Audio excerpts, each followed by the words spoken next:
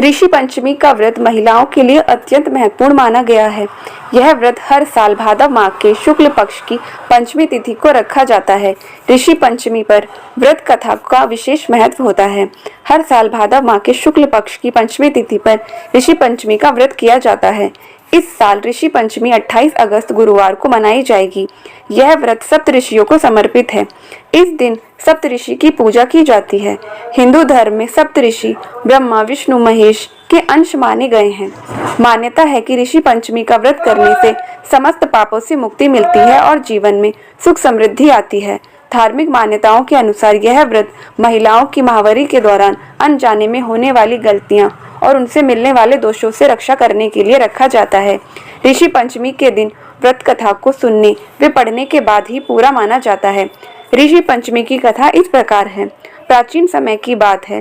विदर्भ देश के एक सदाचारी ब्राह्मण रहते थे। उनकी पत्नी बड़ी पतिव्रता थी, जिसका नाम सुशीला था। उस ब्राह्मण के एक पुत्र व एक पुत्री, 2 संतान थे।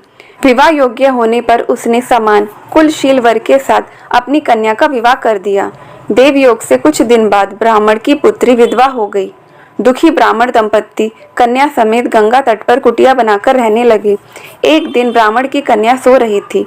उसका शरीर कीड़ों से भर गया। कन्या ने सारी बात माँ से बताई। माँ ने अपने पति से सब बताते हुए कहा कि प्राणनाथ, मेरी कन्या की यह स्थिति होने का क्या कारण है। ब्राह्मण ने समाधि द्वारा इस घटना का पता लगाते हुए बताया कि पूर्व जन्म में भी यह कन्या ब्राह्मणी थी। इसने रजस्वला होते हुए भी बर्तन छू दिए थे। इस जन्म में भी इसने लोगों की देखा देखी ऋषि पंचमी का व्रत नहीं किया, इसलिए इसके शरीर पर कीड़े पड़ गए हैं। धार्मिक मान्यताओं के अनुसार राजस्वला स्त्री पहले दिन चंडालनी, दूसरे दिन ब्रह्मघातिनी और तीसरे दिन धोबिन के समान अपवित्र होती है। चौथे दिन स्नान करके शुद्ध होती है।